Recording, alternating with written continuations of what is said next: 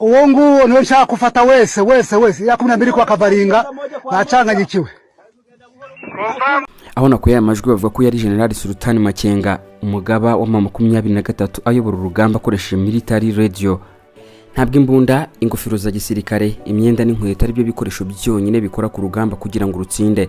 Bimwe muri byo si n'ingenzi ugereranyije n'icyo benshi bazi nk'icyombo cyitwa military radio ya gisirikare. Kugikoresha neza bitanga amahirwe byibura ya 80 kugeza kuri 90% yo gutsinda urugamba. N'igikoresho kigabanyijemo yahe moko abari muri operation ya gisirikare bagikoresha bate kugira ngo batsinde urugamba, amakuru akinyuramo utayacungiye umutekano kubitwa inshuro. None ni gute ayo makuru acungirwa umutekano? Muri iki kiganiro turafata n'ingero z'ibyo abasirikare baba bari kuvugana bitewe n'urwego rw'icyombo cyangwa se radio ya gisirikare bari kuvuganiramo. Ntandi wakuri ibiganiro byihariye nko kuri JT Entertainment. Dijanto diye tumukunde kandi subscribe n'ibiganiro by'ubutaha uzajya ubibonera ku gihe. Ikaze.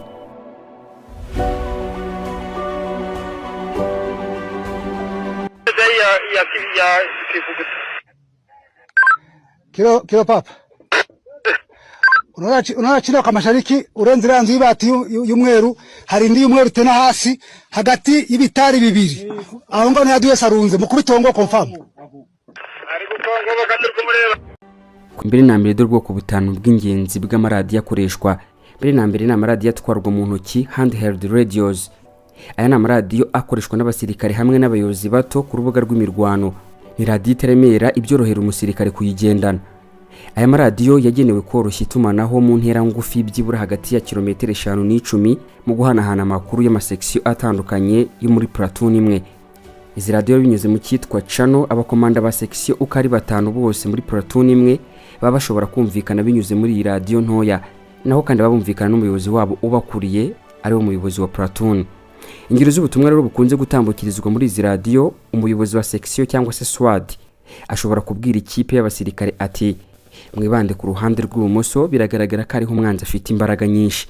Ariko kandi ugena imbere ya team aneka aho umwanzi ari, binyuze muri iyi radiyo ashobora kubwira team ati mwitegure muri metero 300 hari umwanzi.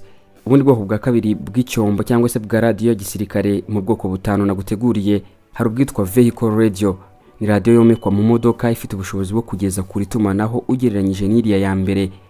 Byiburi kora muri kilometero hagati ya 30 na 50, gusa bishobora no kuzamuka bikagera muri kilometero 100. Ikindi kandi bitewe nuko uyifite abahamagarana n'abakomanda benshi bifite ubushobozi bwo kwihanganira urujya n'uruza rw'amasinyari aturutse ku zindi radiyo z'abakomanders batandukanye. Akenshi ishyirwa mu bimodoka by'ibifaru bitamenwa n'amasasu ku mpamvu zirimo nk'iya mbere kubona umuriro wayo byoroshye kandi mu buryo buhoraho, iya kabiri kugira ngo umwanzi atayirasaho. Ikindi kandi iyi radiyo ikabishobora no gushyirwa mu biro cyangwa se poste iri kuyoborerwamo operation y'urugamba. Urugero rw'ubutumwa buca muri iyi radiyo ubwa mbere n'ingiye komanda uyoboye operation y'ibifaru, uyu ngo akaba ari muri kimwe muri ibi bifaru ashobora kuvugira muri iyi radiyo abwira izindi modoka ati buri modoka nisigamo metero 50. Ahanga bagira ngo igitero umwanzi yazigabaho zose atazitwikira rimwe. Ubundi butumwa bwa kabiri ushobora kunyuzwa muri iyi vehicle radio cyangwa se iyi radiyo bayometse mu gifaru. Uyoboye ibimodoka bashobora guhamagara umukuriye akamubwira ko hari imodoka muzo bafite igonze explosive device cyangwa se bya biturika bitegwa mu muhanda, agasaba ikindi gifaru n'ubufasha bw'ubuvuzi. Hari no mundi bwoko bw'amaradiyo aheko mu mugongo backpack radios.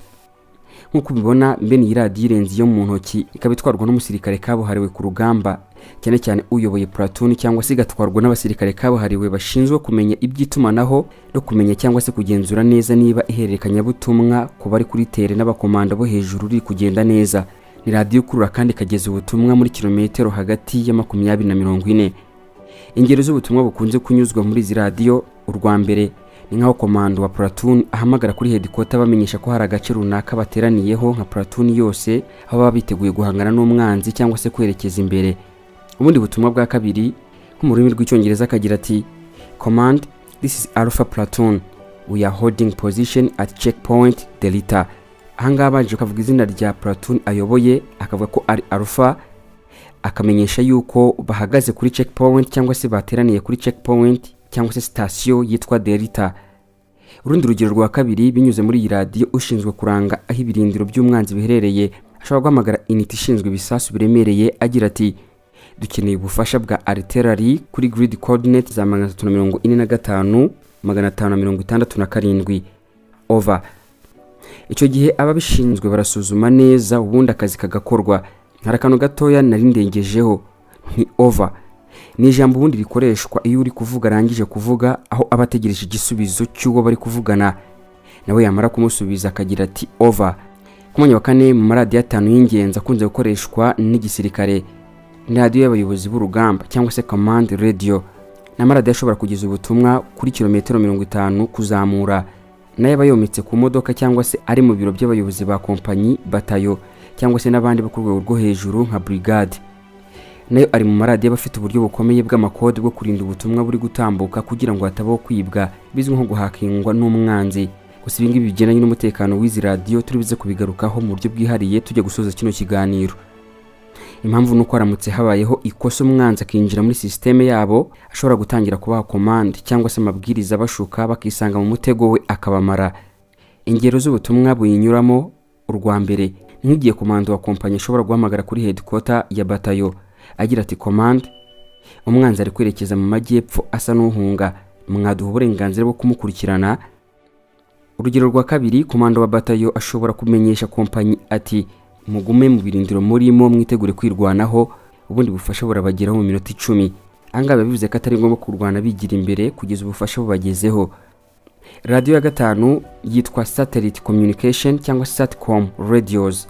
Izi zo rero ziba zifite ubushobozi bw'itumanaho mpuzamahanga hakoreshejwe ibyogajuru bya gisirikare. Akenshi zikoreshwa na special forces, abasirikare bo ku rwego rwo hejuru cyangwa se mu bikorwa bya gisirikare byihariye kandi by'imena. Iyi ni itegeko igomba kuba ifite uburyo bw'ubwirinzi kandi buhambaye, top tier encryption, ku buryo nta ushobora kuyinjirira mu buryo butemewe. Dore ingero z'ubutumwa buca muri iyi radiyo kabuhariwe. Hano ingabo zidasanzwe zitabara aho rukomeye, special forces, zishobora kuba zatumwe mu butasi bwo gukusanya amakuru, kubohoza imfungwa cyangwa se kugaba igitero. Iyo zimaze kugira akazi zikora ziri kuri tere, zihita zitanga raporo yihuse kuri headquarter, maze bakabanza kwemeza neza niba ibyo bazitumye birangiye. Bamaze gutanga raporo kuri headquarter, bashobora kongera bagahamagara bakagira bati ni kuri headquarter, misiyo yanyu yemewe na komando, mwihute ku muhanda wa Alpha 09 indege irabasanga ibacyure. Reka manze nkubwire ko uyu muhanda mu buzima busanzwe ntabwo ari kuba witwa, ni kode abagaba ibitero baba barawuhaye kugira ngo n'uwabyumva atamenye uwo ari wo.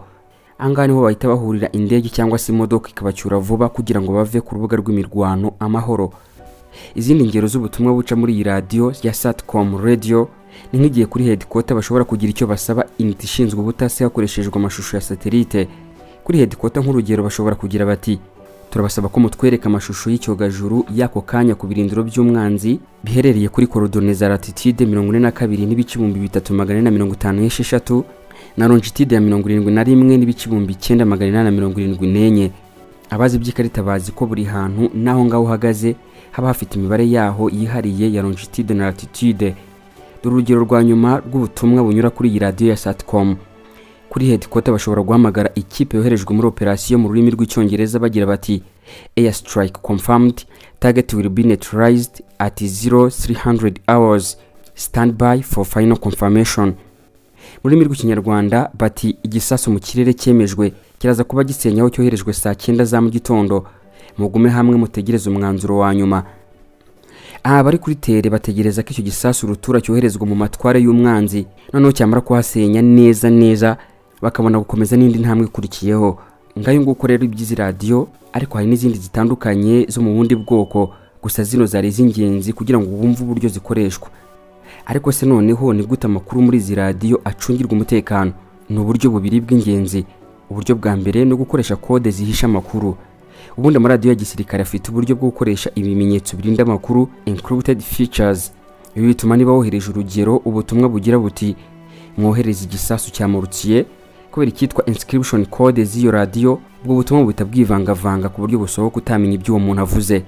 Kugira ngo rero ubwohereje abashe kubwumva, kubera ko bakoresheje icyitwa encryption code, bimusaba kuba azi icyitwa decryption code, ishobora gutuma noneho bwa butumwa bugaruka bwabaye umwimerere, ubutumwa bugasubirana umwimerere wabwo nk'uko bwaturutse kuba buvuze bumeze. Biro bitewe nuko umwanzi batazi icyitwa decryption code, biramugora ko ashobora kuba yakumva ubwo butumwa. Ubundi buryo bwa kabiri bwo kurinda amakuru yo muri bino byombo cyangwa se zino radio za gisirikare n'ubwitwa frequency hopping. Mbere ya misiyo radio zizakoreshwa mu itumanaho habaho gupanga cyangwa se setting, hagapangwa imiyoboro cyangwa se frequencies zitandukanye radio zizajya zikoresha ku buryo uko muri kuvugana niba mwe muri kuvuganira muri channel ya mbere nyuma y'amasegonda 5 bita byiyimura bikajya muri channel ya 7 nandi masegonda 5 bikimura gutyo muri channel zigiye zitandukanye 7 5 3 gutyo. Uko wasetinze radio imwe ni kubigenza no kuzindi radio ku buryo bihuza neza inzira zo kumvikana. Ibi rero bituma iyo umwanzi agize amahirwe yo gufatisha channel muri kuvuganiraho nyuma y'amasegonda 5 bikaza kwiyimura mu yindi channel, we arasigara ntamenya ngo mwimukiye he, bigatuma yumva bike mu byo mwavugaga. Ni nangansubikiye gusa ntoze reka nsaba buri umwe kujya muri comment yandika ashimira ingabo z'umurava zemera kwitangira abaturage. Ushobora kwandika comment yari yose yo kuzishima mu magambo yawe. Ni comment nizeye kiribuze kubonwa n'abari muri uyu mwuga cyangwa se bawubayemo batari bake. Gusa reka nkubwire ko njya gukusanya no makuru nayakuye ku mbuga zitandukanye zirimo www.defenseadvancement.com, urwitwa defense.gov, www.neto.int, amipubs.amemail, www.cia.gov. Ninangansubikiye komeza ukurikira ibiganiro bya JT Infotainment. Ikindi kandi ndagushimiye cyane.